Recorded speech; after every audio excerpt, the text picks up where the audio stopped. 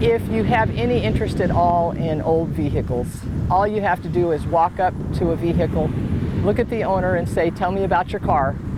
And you don't have to worry about saying another word for a good at least 5, 10, maybe 15 minutes. It was something that I thought that could draw people to a church that wouldn't ordinarily come to church. And if they'll come and look at old cars, they'll see how great a people that Christians are, and they'll hear a message that will encourage them, hopefully.